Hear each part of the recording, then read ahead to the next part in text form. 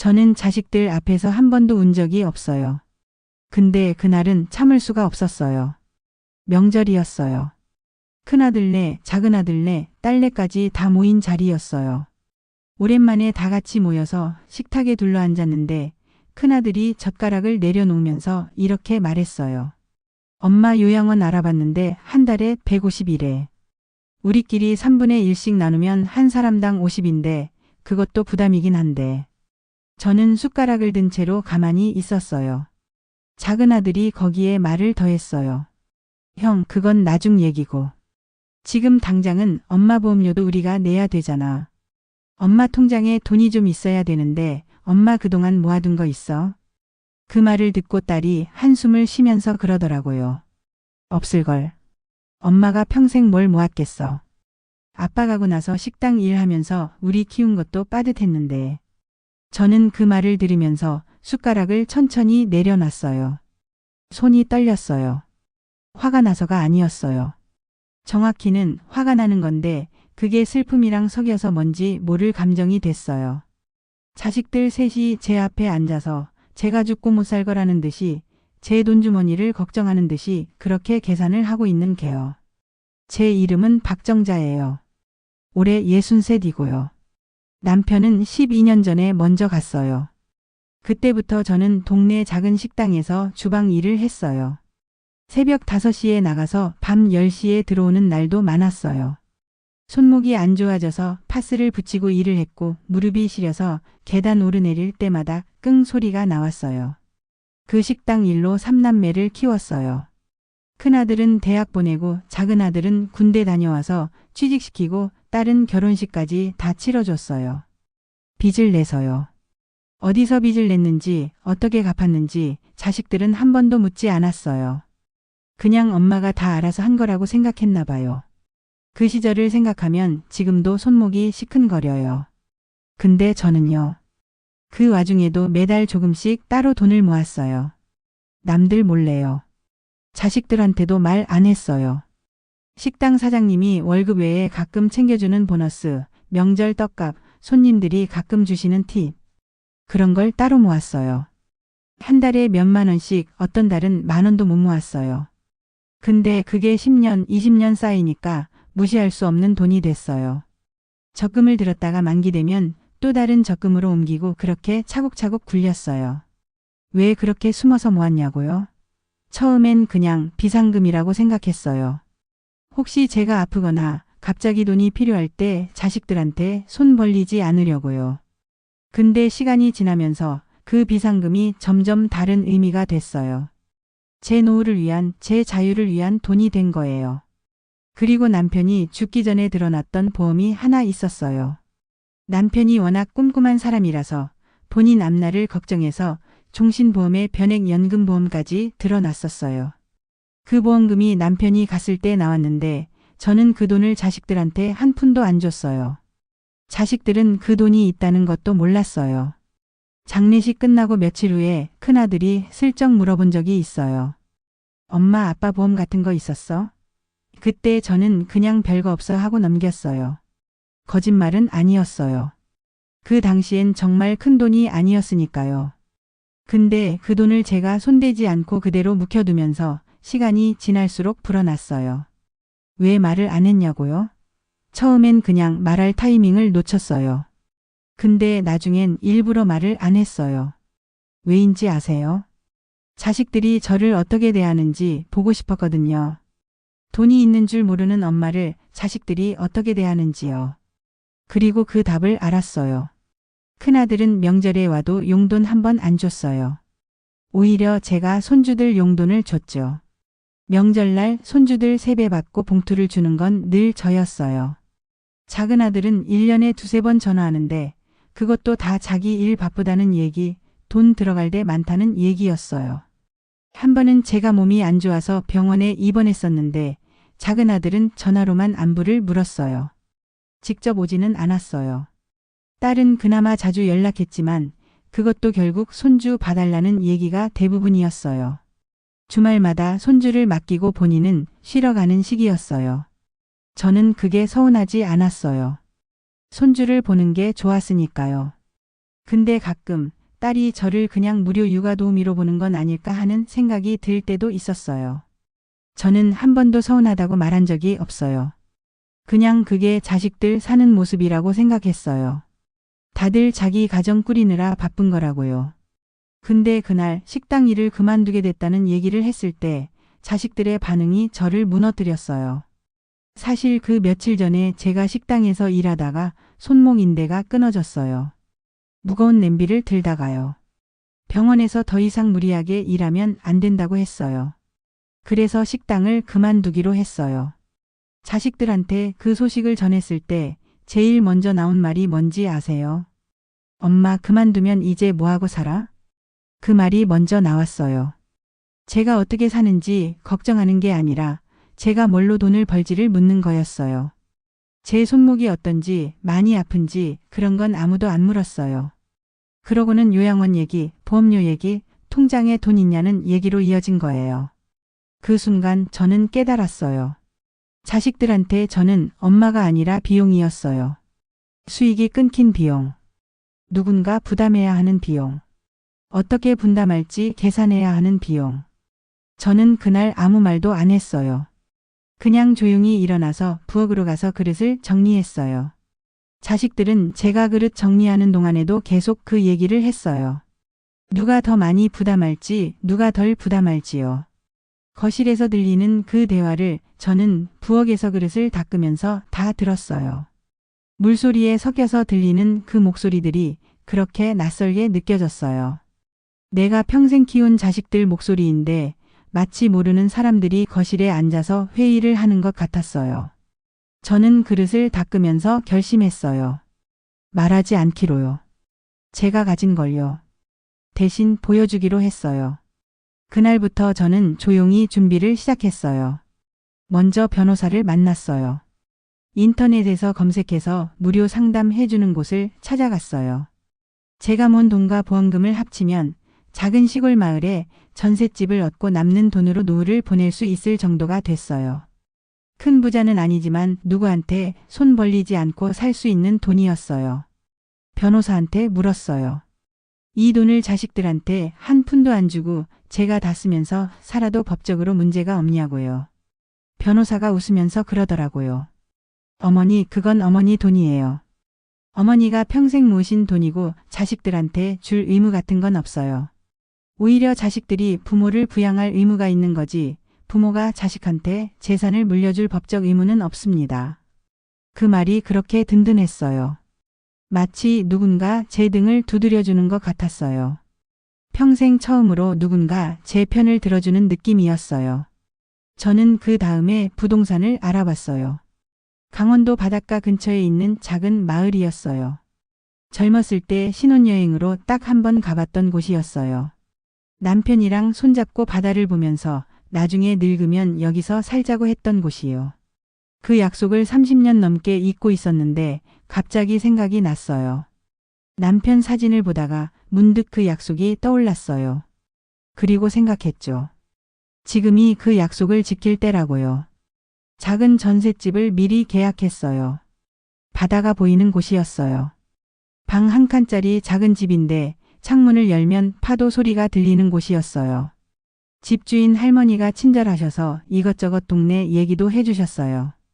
이사 날짜를 정하고 짐을 조금씩 싸기 시작했어요. 큰 짐은 없었어요. 평생을 그렇게 단출하게 살았으니까요. 옷가지 몇 개, 그릇 몇 개, 남편 사진 몇 장. 그게 전부였어요. 짐을 싸면서 가끔 멈춰서 옛날 생각을 했어요. 자식들 어릴 때 사진을 보면서 마음이 흔들리기도 했어요. 그래도 흔들리지 않으려고 했어요. 근데 짐을 싸면서도 자식들한테는 말을 안 했어요. 이유는 간단해요. 만약에 말했다면 분명히 또 그랬을 거예요. 엄마 거기 가서 어떻게 살려고. 우리가 알아서 할게. 그러면서 또 자기들 편한 방향으로 끌고 가려고 했을 거예요. 어쩌면 요양원 얘기를 다시 꺼냈을지도 몰라요. 저는 그게 무서웠어요. 제가 또 끌려갈까봐. 그래서 그냥 다 정리하고 나서 알리기로 했어요. 이사하는 날 저는 자식들한테 카카오톡으로 짧게 메시지를 보냈어요. 엄마 이사한다. 짐 정리 다 끝났고 새 주소는 나중에 알려줄게. 걱정 안 해도 돼. 그게 다였어요. 전화가 쏟아졌어요. 큰아들, 작은아들, 딸까지 다 전화를 했어요. 부재중 전화가 수십 통이 찍혔어요. 저는 전화를 안 받았어요. 이삿짐 트럭에 올라타서 창문을 열고 바람을 맞으면서 핸드폰을 무음으로 돌려놨어요. 트럭이 고속도로를 달리는 동안 저는 창밖 풍경을 바라봤어요. 평생 살았던 동네가 점점 멀어지는 걸 보면서 이상하게 마음이 가벼워졌어요. 새로운 집에 도착했을 때 저는 처음으로 진짜 제 인생을 사는 것 같았어요. 작은 마루에 앉아서 창문을 열었어요. 파도 소리가 들렸어요. 그 소리를 들으면서 저는 처음으로 눈물이 났어요. 슬퍼서가 아니라 너무 시원해서요. 그날 밤 저는 오랜만에 깊게 잤어요. 아무도 저한테 뭘 요구하지 않는 밤이었어요. 알람 없이 자고 일어나고 싶을 때 일어났어요. 그게 얼마나 큰 자유인지 그전엔 몰랐어요. 며칠 후 큰아들이 직접 찾아왔어요. 제 주소를 어떻게 알았는지 모르겠는데 아마 동네 사람들한테 물어물어 찾아왔겠죠. 동네가 작아서 새로운 사람은 다 알더라고요. 큰아들이 문을 열고 들어와서 처음 한 말이 뭔지 아세요? 엄마, 이 집 전세금이 얼마야? 엄마 돈이 어디서 났어? 저는 차를 한 잔 내려주면서 조용히 말했어요. 내가 평생 모은 돈이야. 큰아들 얼굴이 멍해졌어요. 엄마가 모은 돈이라고? 엄마가 뭘 모았는데? 저는 그때 처음으로 자식들 앞에서 제 얘기를 했어요. 내 아빠 보험금, 그리고 내가 식당에서 20년 넘게 조금씩 모아둔 돈. 그걸로 이 집을 얻었어. 그리고 남는 돈으로 내가 먹고 살 거야. 큰아들이 한참을 말없이 앉아 있다가 이렇게 물었어요. 엄마, 그 돈 얼마나 있어? 우리한테는 왜 말 안 했어? 저는 그 질문에 비로소 마음속에 있던 말을 다 꺼냈어요. 왜 말 안 했냐고? 너희들이 그동안 나를 어떻게 대했는지 생각해봐. 명절에 모이면 누가 비용 더 낼지 계산하고 내가 일 그만둔다고 하니까 어떻게 먹고 살 거냐고 묻고 요양원 보낼 생각하고. 나는 너희한테 엄마가 아니라 그냥 계산해야 할 짐이었어. 큰아들이 아무 말도 못했어요. 내가 돈이 있는 줄 알았으면 너희가 나를 다르게 대했을까? 아니, 더 빨리 와서 돈 얘기부터 했겠지. 나는 그게 보고 싶었던 게 아니야. 그냥 너희가 나를 엄마로 생각하는지 아니면 돈줄로 생각하는지 보고 싶었어. 그 말을 듣고 큰아들이 일어서서 제 손을 잡으려고 했어요. 엄마, 미안해. 우리가 잘못했어. 다시 같이 살자. 저는 그 손을 가만히 내려놓으며 말했어요. 같이 살자는 말이 지금 와서 나오는 게 너무 늦었어. 큰아들 눈이 흔들렸어요. 한참을 그렇게 앉아 있다가 결국 아무 말도 못하고 돌아갔어요. 가는 길에 문 앞에서 한 번 더 돌아봤는데 저는 그냥 손만 흔들어 줬어요. 며칠 후에는 작은 아들이 왔어요. 작은 아들은 더 직설적이었어요. 엄마, 솔직히 말해서 우리도 다 사정이 있었어. 애들 학원비, 대출 이자, 회사 일까지. 엄마가 좀 이해해줘. 저는 그 말을 들으면서 차분하게 대답했어요. 이해 안 해줄 생각 없어. 너희도 다 사는 게 바쁘다는 거 알아. 근데 그 바쁜 와중에도 전화 한 번, 안부 한 번 묻는 게 그렇게 어려웠어? 나는 그걸 서운해하는 거야. 돈 안 준 거 서운한 게 아니라. 작은 아들이 한참 머리를 극적이다가 그러더라고요. 그럼 엄마, 우리 다시 잘 지내자. 자주 연락하고 가끔 와서 보고. 저는 고개를 끄덕였어요. 그건 좋아. 너희가 진짜 나를 보고 싶어서 오는 거라면 언제든 와. 손주들도 보고 싶고. 근데 한 가지는 분명히 해두자. 뭔데, 엄마? 이제부터 나한테 돈 얘기는 하지 마. 내가 가진 돈으로 너희 도와줄 일도 없고 너희가 나한테 경제적으로 뭘 해달라는 것도 안 받을 거야. 나는 이제 내 돈으로 내가 살아. 너희도 너희 돈으로 너희가 살아. 그게 깔끔해. 작은 아들이 좀 당황한 표정이었어요. 엄마, 그래도 나중에 엄마 아프면 병원비나. 저는 그 말을 끊으면서 말했어요. 그것도 내가 알아서 할 거야. 보험도 들어놨고 모은 돈도 있어. 너희한테 손 벌릴 일 없게 만들어 놨어. 그러니까 너희도 나한테 손 벌릴 생각하지 마. 돈으로 엮인 관계는 이제 끝이야. 작은 아들은 한참 말이 없다가 결국 알겠다고 했어요. 그리고 정말로 그 다음부터는 돈 얘기를 한 번도 안 꺼냈어요. 딸이 왔을 때는 조금 더 감정적이었어요. 딸은 오자마자 울었어요. 엄마, 나는 진짜 엄마가 돈이 없다고 생각해서 내 형편도 빠듯해서 못 도와드린 거였어. 근데 엄마가 그렇게 모았었구나. 나는 그것도 모르고. 저는 딸의 손을 잡아주면서 말했어요. 내가 돈을 안 줘서 서운한 게 아니야. 돈은 처음부터 기대도 안 했어. 근데 너도 알다시피 명절에 모이면 다들 돈 얘기만 했잖아. 내가 죽고 나면 뭐 남는지, 내가 아프면 누가 얼마 낼지. 나는 그게 서글펐던 거야. 살아있는 동안에는 나를 신경 안 쓰면서 내가 가진 게 뭔지에만 관심 있는 것 같아서. 딸이 그 말을 듣고 더 크게 울었어요. 엄마, 그럼 우리 어떻게 해야 돼? 나는 정말 엄마랑 잘 지내고 싶어. 저는 차분하게 말했어요. 잘 지내는 거 어렵지 않아. 그냥 가끔 전화해서 밥 먹었냐고 물어봐주고 명절 아니어도 그냥 보고 싶어서 와주고. 그게 다야. 돈은 더 이상 우리 관계에 끼워 넣지 말자. 딸이 고개를 끄덕였어요. 엄마, 그럼 우리 정말 자주 올게. 손주들도 자주 데려올게. 저는 웃으면서 답했어요. 그건 좋지. 손주들 보는 건 언제든 환영이야. 근데 명심해. 내가 가진 돈, 보험금, 이 집. 이거 다 너희한테 한 푼도 안 가. 이건 내가 평생 고생해서 만든 내 노후야. 너희들 몫이 아니야.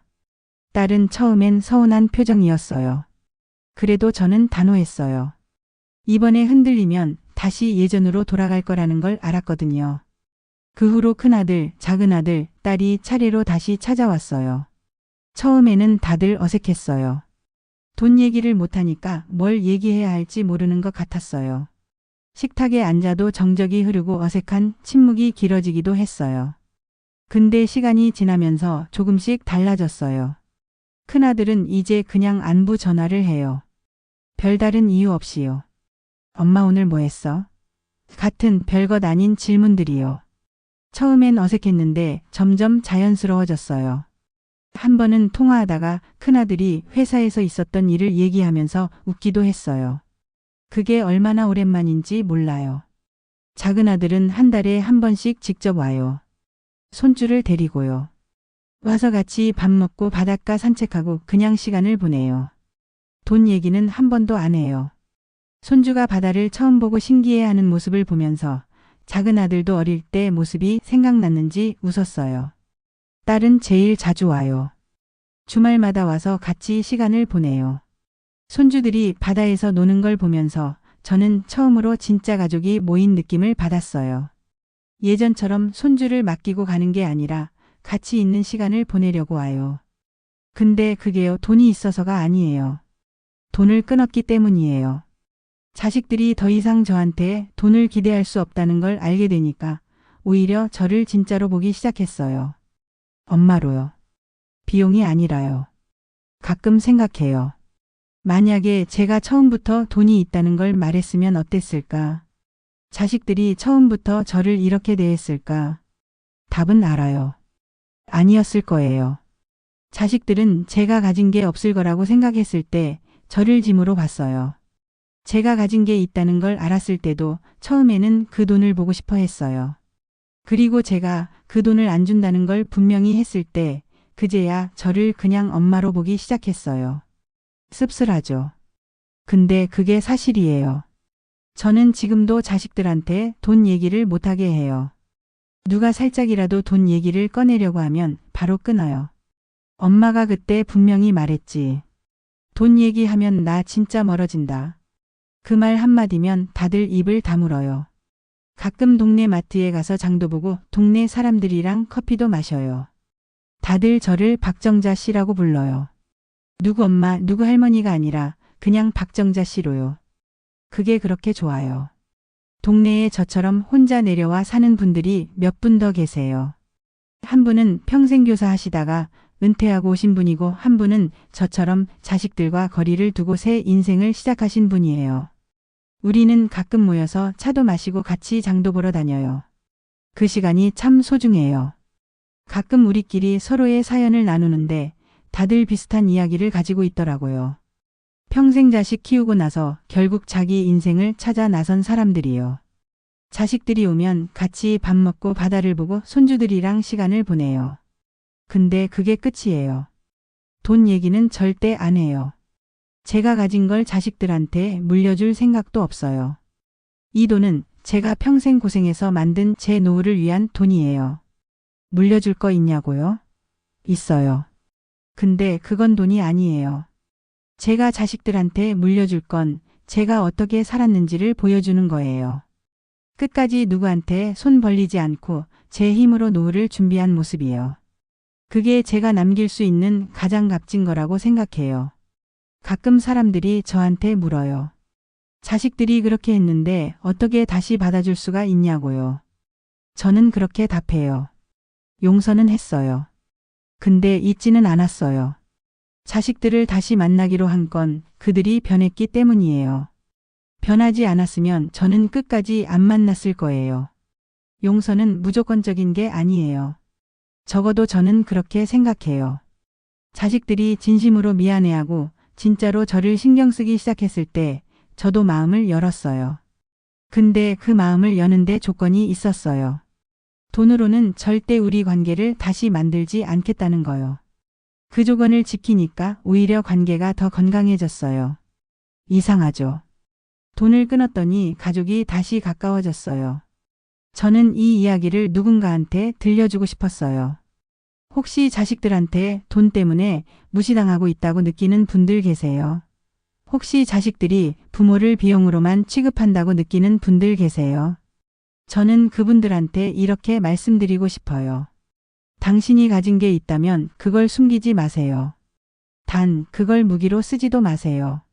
그냥 당신의 인생을 사세요. 자식들이 당신을 어떻게 대하든 당신은 당신의 노후를 스스로 책임질 준비를 하세요. 그리고 자식들이 당신을 돈으로만 본다는 걸 느꼈다면 그들에게 분명히 선을 그으세요. 돈으로는 우리 관계를 만들지 않겠다고요. 그게 가장 통쾌한 복수예요. 화내지 않고 소리치지 않고 그냥 조용히 당신의 인생을 살아가는 것. 그게 진짜 복수예요. 저는 이제 자식들이 찾아오면 그냥 웃으면서 맞아요. 손주들 안아주고 같이 밥 먹고 바다를 보러 가요. 그 시간이 행복해요. 돈 때문이 아니라 진짜 그들이 저를 보고 싶어서 왔다는 걸 아니까요. 가끔 큰아들이 그래요. 엄마, 그때 우리가 정말 미안했어. 엄마를 그렇게 대하면 안 되는 거였는데. 저는 그 말에 이렇게 답해요. 이제 와서 미안해할 필요 없어. 지금처럼만 잘 지내면 돼. 과거는 과거고 지금부터가 진짜 시작이니까. 자식들 얼굴에 안도감이 보여요. 그리고 그 안도감이 진짜였으면 좋겠어요. 저는 매일 아침 바다를 보면서 생각해요. 제 인생에서 제일 잘한 결정이 뭐였는지요. 답은 늘 같아요. 조용히 준비하고 조용히 떠난 것. 그리고 돌아온 자식들에게 분명한 선을 그은 것. 그게 제 인생을 바꿨어요. 여러분도 혹시 지금 누군가에게 이용당하고 있다고 느끼신다면 조용히 준비하세요. 화내지 마시고 소리치지 마시고 그냥 당신의 인생을 스스로 준비하세요. 그리고 때가 되면 당당하게 보여주세요. 당신이 어떤 사람인지요. 그게 가장 확실한 그리고 가장 품이 있는 방법이에요. 저는 박정자입니다. 63 강원도 바닷가에서 제 인생을 살고 있습니다. 그리고 저는 지금이 제 인생에서 가장 행복한 시간이라고 자신 있게 말할 수 있어요.